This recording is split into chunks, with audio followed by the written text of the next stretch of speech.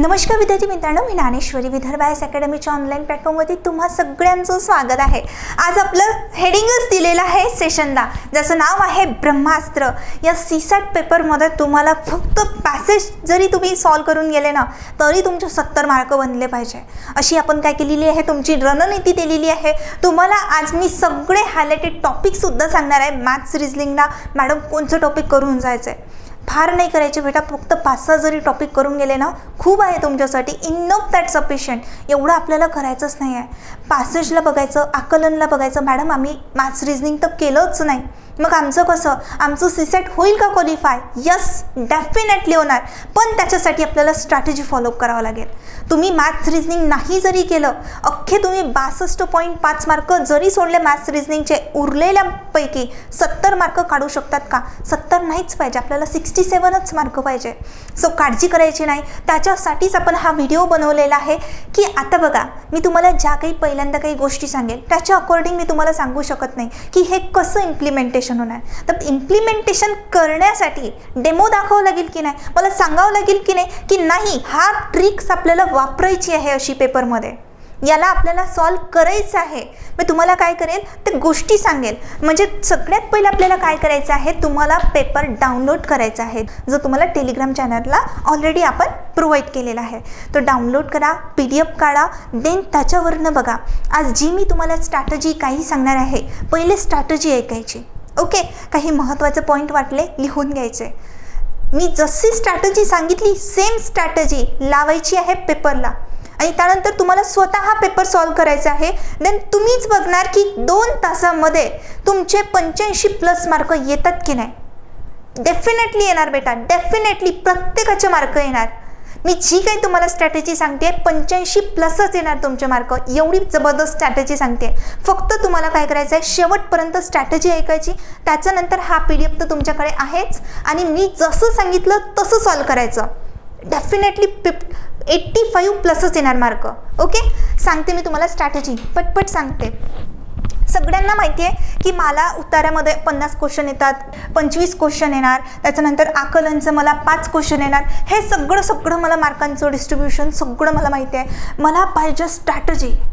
आता सगळ्यात महत्त्व आहे उतारे। आता या उतार्यांना 50 मार्क आहे।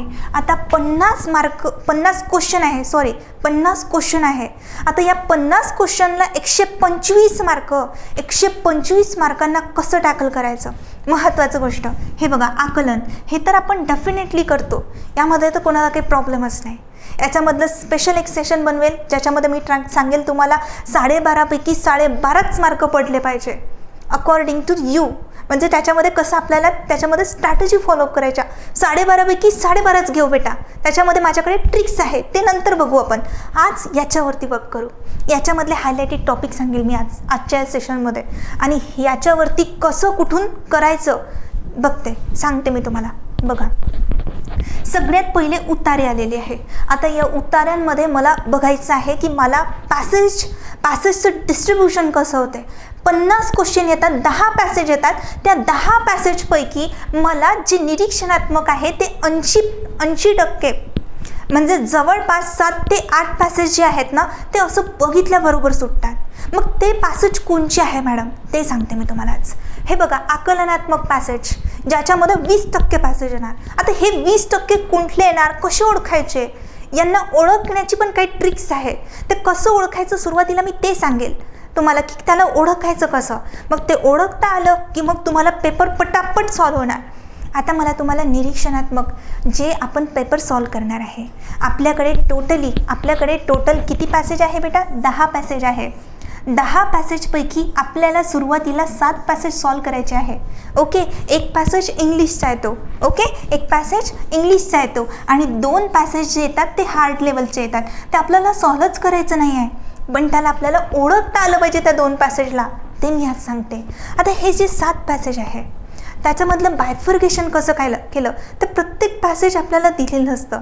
आपल्याला जो पेपर आहे ना, प्रत्येक याच्यामध्ये जे 7 पॅसेज आहे ते खूप सोपी लेवलचे येतात। जसं मी बघितलं, लगेच आन्सर ऑप्शन टिक करू शकते, असे पॅसेज असतात। बघू, मला सांगा, लहान आणि सोप्या निरीक्षणातून सुटणारा हा पॅसेज खूपच भारी असतो। प्रत्येक पेपरला एक पॅसेज येतो, एवढाच पॅसेज असणार, सिम्पल वन लायनर क्वेश्चन असणार आणि त्याच्यामध्ये आपल्याला अख्ख्या 2 मिनिटामध्ये, सुरुवातीच्या 2 मिनिटामध्ये आपल्याला 12.5पैकी 12.5 मार्क देऊन जाणार. तर त्याला आपल्याला ओळखता आलं पाहिजे. तो कुठून ओळखायचा मॅडम पेपरमध्ये ते पण मी सांगते. आहे आपल्याकडे पेपरच आहे, पूर्ण पेपरच बघणार आहोत आपण. आता बघा, साध्या निरीक्षणातून सुटणारे म्हणजे बघा, जर मी पॅसेजला बघते आहे आणि देन मला हे करायचं आहे, आकलन करायचं आहे, लगेच सुटणार. हे 4 पॅसेज झाले की नाही? 1 आणि 4 किती झाले बेटा माझ्याकडे? 5 पॅसेज. 5 पॅसेजचे 25 क्वेश्चन इथंच झाले बेटा, 25 क्वेश्चन. मग ते फक्त आपल्याला सिलेक्शन जमलं पाहिजे. पॅसेज सिलेक्शन ते कसं ओळखायचं तेच महत्त्वाचं आहे. आणि त्याच्यानंतर बारीक निरीक्षणाची आवश्यकता असणारे पॅसेज हे कसे येणार हे पण सांगते. आता सर्वात पहिले आपण काय बघणार आहोत, या दोघांची स्ट्रॅटजी बघणार आहोत. ओके, हा वाला पॅसेज कसा ओळखायचा आणि हा वाला पॅसेज कसा ओळखायचा. आता याची जी ओळख आहे या पॅसेजची, त्याची रुंदी माहीत आहे का? म्हणजे लांबीला तो अगदी शॉर्ट असणार आणि त्याच्यामधले जे क्वेश्चन आहे ते 1 लायनर असणार. आता याला ओळखायचं कसं सांगते मी तुम्हाला. हा जो क्वेश्चन दिसला मला क्वेश्चन, या क्वेश्चनमध्ये मला फक्त असा क्वेश्चन दिला, मोटरमध्ये माघारी विद्युत कामाचे महत्त्व काय. म्हणजे याच्यामध्ये फक्त एक सिंगल लायनर विचारला आणि याचं जे उत्तर आहे ते उत्तर या 4 पैकीच असेल की नाही. यस, कुठलंही एक आन्सर असेल, बस फिनिश. त्याच्यानंतर बघा, हा जो काही क्वेश्चन विचारलेला आहे या क्वेश्चनचं उत्तर या 4 पैकी एकच असेल की नाही, कुठलंही असू दे, एक करेल, फिनिश. म्हणजे आपल्याला ओळखायचं कसं आहे, जे काही मी सांगितलेलं आहे की साध्या निरीक्षणातून सुटणारे, याचं नावच आहे निरीक्षण साधं. मग पहिल्यांदा आपल्याला पॅसेजला वाचायचं का बेटा? नाही, तर आपल्याला पहिल्यांदा क्वेश्चनची ओळख जमली पाहिजे. क्वेश्चन ओळख. आता मी क्वेश्चन सांगितलेत की नाही, असे सिंपल क्वेश्चन ओळखायचे. झालं. पुढे आणखीन सांगते. आता याच्यामध्ये होतं बारीक निरीक्षणाची आवश्यकता असणार आहे. आता याचं मिनिंग आहे की बारीक निरीक्षण का करायचं. बघा, याच्यामध्ये एवढा मोठा क्वेश्चन दिसला. मला सांगा, स्वराज्य या संकल्पनेत खालीलपैकी कोणत्या घटकांचा समावेश होतो. आता मला सांगा, 1 2 3 4 आहे. आता हे 4 घटक मला दिलेले आहे. या 4ही घटकांना मला पॅसेजमध्ये पूर्णपणे शोधावं लागेल. आता हे 4ही घटक एकाच जागी सापडेल का? नाही. ते पॅसेजमध्ये असे अलग ठिकाणी मेन्शन केलेले असणार, ते मला शोधावं लागेल. प्रत्येक लाईनीला मला बारीक वाचावं लागेल, त्याला हायलाईट करावं लागेल. देन मला ठरवावं लागेल की हे 4ही याच्यामध्ये येतात का. याच्यामध्ये आन्सर ऑप्शन बघा कसं केलं. आता बघा, अ आणि ब क ड, ब आणि ड, अ ब क ड. म्हणजे मला ह्या 4ही वाचून कुठलं बरोबर कुठलं चूक हे मला ठरवून त्याच्यानंतर मला आन्सर ऑप्शन काढावं लागेल की नाही. म्हणजे मला याच्यामध्ये 4 आन्सर ऑप्शन शोधायचे आहेत आणि याच्यामध्ये मला फक्त एकच आन्सर ऑप्शन, याचं आन्सर ऑप्शन एकच. हे झाले साधेवाले आणि हे झाले बारीक निरीक्षणावाले. आता कळलं तुम्हाला की बारीक निरीक्षण कसं करायचं आणि साधं कसं करायचं. झालं, फिनिश. बस एवढं जरी समजलं तरी इनफ दॅट सफिशियंट. आता तुमच्याकडे डी सेटचा जो काही पेपर आहे त्याला बघू आपण. ओके, आता त्याच्यामध्ये काही की पॉईंट्स सांगितलेत मी तुम्हाला. हे की पॉईंट्स तुम्हाला वाटलं तर तुम्ही तुमच्या याच्यावरती लिहून ठेवू शकता. पेपरवरतीच लिहा. ब्लँक पेज आहेत की नाही, हे सुरुवातीला ब्लँक पेज आहे, त्याच्यावरती तुम्ही लिहून ठेवू शकता. की बघा, आता बघा, साध्या निरीक्षणातून सुटणारे त्याच्यामध्ये मला काय बघायचं. आता सगळ्यात पहिले मला पॅसेज वाचायचा का बेटा? नाही. सगळ्यात पहिले मला वाचायचा क्वेश्चन बघितला, त्याच्यावरून ठरवणार की मी हा पॅसेज सोपी आहे की कठीण आहे. जर मला क्वेश्चन असे डिफिकल्ट लेवलचं दिसले, त्याच्यावरून ठरवेल की मला हा पॅसेजसुद्धा कठीण जाऊ शकतो. मी तुम्हाला दाखवते समोर. हे झालं. त्याच्यानंतर उत्तरांची संख्या म्हणजे बघा, याला म्हणतात उत्तरांची संख्या. याला बघण्यासाठी मला सांगा, या क्वेश्चनला सॉल्व करतो म्हटलं विदिन 1 मिनिटाच्या अगोदर सॉल्व करेल मी. हे क्वेश्चनला बघेल, आन्सर ऑप्शन बघेल, त्याच्यात पॅसेजमध्ये बघेल, 1 मिनिटाच्या अगोदरच करेल. अर्धा मिनटं 1 मिनटं हार्डली. पण याला बघण्यासाठी पूर्ण पॅसेज वाचून आन्सर ऑप्शन काढेपर्यंत जवळपास 1.5-2 मिनटं लागेल की नाही. मी नॉर्मल स्टुडंटची गोष्ट करते आहे बेटा, मी एक्सलंट स्टुडंटची गोष्ट नाही करत. लागेल की नाही बेटा. म्हणून याच्यासाठी थोडंसं आपल्याला वेळ लागेल. तर उत्तरांची संख्या हे मॅटर करतं आहे, मोस्ट इम्पॉर्टंट फॅक्टर. उताराचं आकलन. मग त्याला उताराला आपल्याला बघावं लागेल. सगळ्यात पहिले प्रश्न बघितला, त्याच्यानंतर उत्तरांची संख्या किती आहे ते बघेल मी, त्याच्यानंतर आपल्याला पॅसेज वाचावं लागेल. बघूया आपण. आता तुमच्या क्वेश्चन पेपर सोबत घेऊन बसा, ठीक आहे. क्वेश्चन पेपरला ॲनालिसिस करा माझ्यासोबत. आता हा जो पॅसेज आहे हा पहिलाच आहे, 1 ते 5 नंबरचे क्वेश्चन आहे. तर आता या क्वेश्चन्सला बघा. याला बघितलं का बेटा मी? नाही. इथे बघा, एवढूसाच क्वेश्चन आहे. या एवढूशा क्वेश्चनपैकी याचा आन्सर ऑप्शन काढू शकते का? हां, याचा आन्सर ऑप्शन पटकन मी काढू शकते. मला सांगा, याच्यानंतर मी सेकंड क्वेश्चन बघितला, एकाच लाईनीचा क्वेश्चन आहे. या 4पैकी एक क्वेश्चन असेल, या 4पैकी एक क्वेश्चन असेल, या 4पैकी एक क्वेश्चन आन्सर असेल. मग या क्वेश्चनपैकी याच्यापैकी एक आन्सर असेल. सो अशा फॉर्मॅटनं मला हा पॅसेजचे क्वेश्चन्स दिलेले आहे. मला काय करायचे आहे? याचे आन्सर्स मला काढायचे आहे. मग मला सांगा, हा खूप सोपी आहे. आता मला समजलं. कशावरून समजलं हा सोपी आहे? कारण की मला इथे कमी वेळ लागणार आहे. कारण की या 4पैकी मला फक्त एका उत्तराला टिक करायचं आहे आणि पुढं जायचं आहे. मग क्वेश्चनला बघितलं, झालं. देन मला काय करायचं? पूर्ण पॅसेज वाचायचा. मग मी आन्सर ऑप्शन काढू शकते. ओके. तुमच्या याच्यामधला 1 ते 5 नंबर पहिल्यांदा सॉल्व करा. 1 नंबरचा पॅसेज सॉल्व करा तुम्ही, ठीक आहे. करून बघाल. झालं. आता त्याच्यानंतर 6 ते 10 हा क्वेश्चन बघा, ठीक आहे. आपण सगळ्यात पहिले क्वेश्चनला बघणार आहोत. हे बघा, याच्यामध्ये सिम्पल याच्यापैकी एकच येणार, याच्यापैकी सुद्धा एकच. असा क्वेश्चन दिला, याच्यापैकी एकच, याच्यापैकी सुद्धा एकच आणि उत्तर असेल तुमचं. म्हणजे हा पॅसेज पण कसा झाला बेटा? खूप सोपी झाला. याला सेकंड नंबरला सॉल्व करा. म्हणजे ही ट्रिक्स होती ना तुम्हाला, म्हणजे तुम्ही या ट्रिक्सला वापर करून तुम्ही जवळपास 150 पहिलेच्या काळामध्ये, म्हणजे जेव्हा आपल्याला सीसॅट क्वालिफाईंग नव्हता तेव्हा 150चे स्कोअर करायचे. जे अधिकारी लोक होऊन गेलेले आहे, त्यांच्या ज्या काही स्ट्रॅटजीज असतात, ते फॉलोअप असतात, ते कसे येतात, त्यांना सीसॅटमध्ये 150+ का पडायचे बेटा? त्यांच्याकडे ट्रिक्स होत्या की या पॅसेजला बघायचे. ते आला पेपर की पहिलेपासून सॉल्व करायचे का? नाही. पेपरला पहिले ॲनालिसिस करायचं, मग ते सॉल्व करायचे. हेच ते ट्रिक्स होती. आता बघा, त्याच्यानंतर आपल्याला एवढं तर पाहिजेच नाही. मग मी हा पॅसेज घेऊ का? आता हा पॅसेज मला वाचायचा आहे. पॅसेज नाही वाचायचा. इकडे बघा. भूखंडाच्या पश्चिम किनाऱ्यालगत प्रवाळ. म्हणजे मला सांगा, हे जे आहे याच्यापैकी एकच आन्सर ऑप्शन असेल. मला सांगा, हे जे काही क्वेश्चन दिलेले आहे, हा बघा, याच्यामध्ये फक्त आपल्याला 2-2 दिलेले आहे, यापैकी 2. ओके. आता हा क्वेश्चन बघा, याच्यापैकी एकच, या 4पैकी एकच येणार. आता हा बघा, खूपच सोपी आहे की नाही? यांच्यापैकी सुद्धा एकच आपल्याला टिक करावं लागेल. अशा टाईपचा क्वेश्चन. याचा नंबर सांगते मी. याचा नंबर आहे 46 ते 50 यांची प्रश्नसंख्या आहे. याला आपल्याला 3ऱ्या नंबरला सॉल्व करायचं आहे. जी स्ट्रॅटेजी सांगते आहे ती तुम्हाला एका पेन आणि बुकवरती लिहून ठेवा बेटा. तुमच्याजवळ हा पेपर आहे, या पेपरवरतीच तुम्हाला असा नोटेशन करून ठेवायचं आहे. नोटेशन करून ठेवा आणि लिहून ठेवा. चला, आता मला सांगा, याच्यामध्ये हे झालं. बघूया आपण. सिम्पलच होतं. त्यानंतर तुम्हाला बघायचं आहे सगळ्यात महत्त्वाचा, जो चौथा पॅसेज सॉल्व करायचा आहे, 31 to 35 number. Okay. Simple 1 liner question करू शकणार बेटा?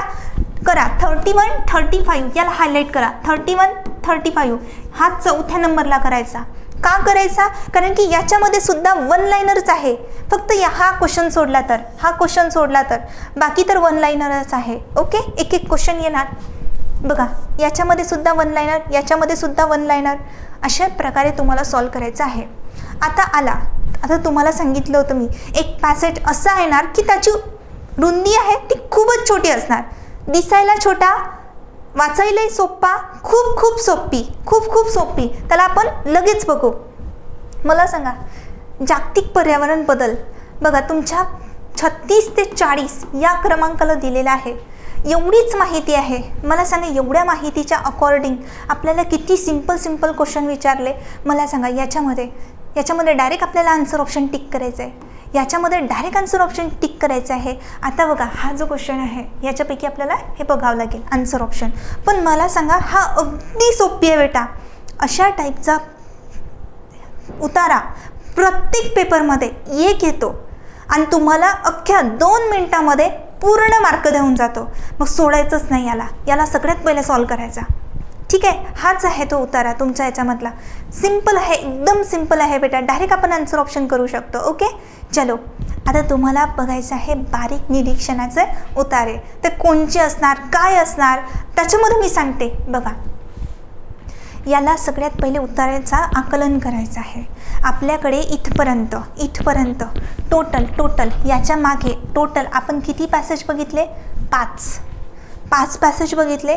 बघा ना बेटा, मी ज्या सिक्वेन्सनं तुम्हाला पॅसेज सांगितले त्याला ओळखायचं कसं हे समजलं तुम्हाला, की त्याच्या उत्तराच्या याच्यावरनं मला ओळखायचं की हा पॅसेज सोपी असेल. ठीक आहे, कारण की आपल्याला उत्तरं काढण्यासाठीच आपल्याला वेळ लागतो. 5 पॅसेज झाले बेटा. 5 पॅसेजचे 25 क्वेश्चन तुमचे संपलेले आहे. झालं. आता तुम्हाला जे समोरचे पॅसेज बघायचे ते 2 पॅसेज बारीक निरीक्षणाचे आहे. म्हणजे ते पण डायरेक्टली आन्सर ऑप्शन येतात. फक्त त्याच्यामध्ये आपल्याला वेळ खाणार. मला सांगा, याच्यावरून या 4 आन्सर ऑप्शनवरून मला एक टिक करावं लागते. या 4पैकी कुठलं बरोबर आहे. तर हे जेव्हा मला दिसतात, हे दिसतात, तर याला थोडंसं वेळ लागतो. तर आपल्याला करायचे आहे बेटा सॉल्व. पण कधी करायचे आहे? ते 5 झाल्यानंतर हे 2 करायचे आहे. पहिले 5चा कॉम्बिनेशन 1, 4, आता हे 2 झालं. याला करायचं. याचा नंबर आहे 2630 नंबर आहे. याला सॉल्व करा बेटा. झालं. सेम क्वेश्चन येणार. मला सांगा, हे 5 क्वेश्चन आहे आणि 5 क्वेश्चन 10 क्वेश्चनच्या बरोबरीने येणार. जे मी तुम्हाला आधी पॅसेज दाखवले, इथे 5 क्वेश्चन 10 क्वेश्चनचा वेळ खाऊन जाणार. म्हणून याला काय करायचं, पहिले नाही घ्यायचं. कारण की इथे सुद्धा मला आन्सर ऑप्शनमध्ये बघायचं आहे. इथे सुद्धा मला आन्सर ऑप्शन हे पूर्ण चेक करावंच लागेल. तेव्हाच मला आन्सर ऑप्शन सापडेल बेटा. मला हा पूर्ण 2 पॅसेजचा टाईम एकच पॅसेज घेऊन जातो. म्हणून याला कसे करणार, नंतर करायचं. झालं. आता हा बघा, सेमच हे बघितल्याशिवाय 5ही क्वेश्चन असे आले की 5ही क्वेश्चनला मला डबलनं टाईम लागेल. म्हणून मी तुम्हाला सांगते आहे. ठीक आहे. आता हा क्वेश्चनचा 21-25 नंबरचा हा जो क्वेश्चनचा पॅसेज आहे, हा सुद्धा सेमच बेटा.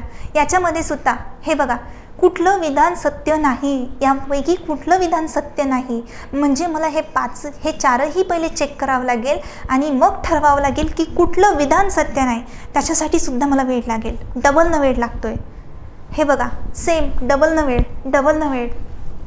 वेळ झालं. हे बघा, याच्यामध्ये सुद्धा डबल आन्सर ऑप्शन दिले. म्हणजे आतापर्यंत मी तुम्हाला 2 पॅसेज दाखवले. त्या 2 पॅसेजला जेवढा आपल्याला पहिले लागायचा त्याचा दुप्पटनं आपल्याला काय लागेल, वेळ लागेल. म्हणून त्याला थोडंसं 6व्या-7व्या नंबरवरती सॉल्व करा. आता आपल्याकडे आहे इंग्लिशचा पॅसेज. झालं. 7 पॅसेजबद्दल मी तुम्हाला पूर्ण टोटली सांगितलं. 5 पॅसेज डेफिनेटली करा.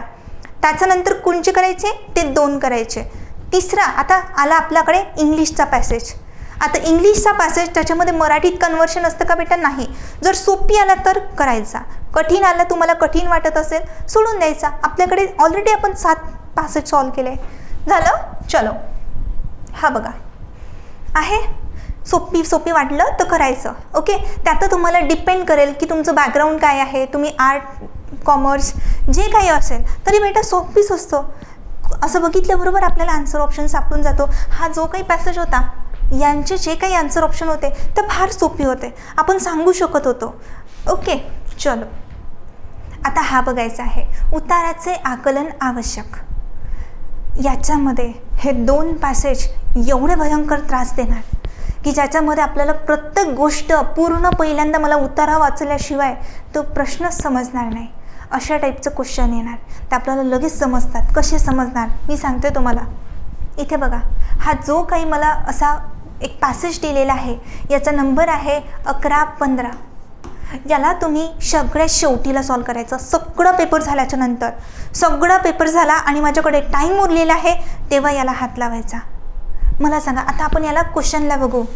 जगातील साऱ्या जिज्ञासेचे, ज्ञानाचे आणि उत्कट जाणीवेचे मूळ का आणि प्रश्नार्थ चिन्ह शब्दात सामावले आहे. आता मला हा जो का वर्ड आहे ना बेटा, असा याच्यामध्ये भरपूर इकडे दिलेला आहे, भरपूर इकडे दिलेला आहे. म्हणून मी एक्झॅक्टली याचा आन्सर ऑप्शन भयंकर आपल्याला डिफिकल्ट जाऊ शकते. ओके, पण याच पॅसेजमधले मी तुम्हाला सांगते, हे पण सांगते तुम्हाला, याच पॅसेजमधले हे जे काही शेवटचे क्वेश्चन आहे, हा झाला क्वेश्चन, हा झाला क्वेश्चन. ओके, हे 2 क्वेश्चन झाले, हे असे सॉल्व होतात. पॅसेज कठीण आहे, दिसायला कठीण आहे, पण 2-3 क्वेश्चन असे असतात की जे पटपट सॉल्व होतात. मग त्या क्वेश्चनला आपल्याला बघायचं, हे लेंदी फॉर्मॅटच्या पॅसेजमध्ये काही क्वेश्चन एवढे डिफिकल्ट देऊन देतात की त्याचं आन्सरच आपल्याला सापडत नाही. मग काय करायचं, त्याला सगळ्यात शेवटीला सॉल्व करायचं आणि जे आपल्याला क्वेश्चनला भराभर सापडत असेल, मला असं शुअरिटी वाटत असेल की नाही डेफिनेटली राईट असेल तरच करा, नाही तर उगाच कुठलंही आन्सर ऑप्शन करून गेलेले मार्क गमावू नका. निगेटिव्ह मार्किंग आहे पॅसेजमध्ये. ओके, म्हणून सांगते आहे, हे सोपी होते, असे बघितल्याबरोबर आन्सर ऑप्शन सांगू शकत होतो आपण, पण हे जे काही समोरचे 3 क्वेश्चन भयंकर डिफिकल्ट होते. चलो, त्याच्यानंतर बघा, हा जो केमिस्ट्रीचा एक हे दिलेला आहे. सायन्सचं देतातच बेटा, सायन्सचा जरासा अवघडच असतो, प्रत्येक वर्षाला एक देतात. हा केमिस्ट्रीवरती दिलेला आहे.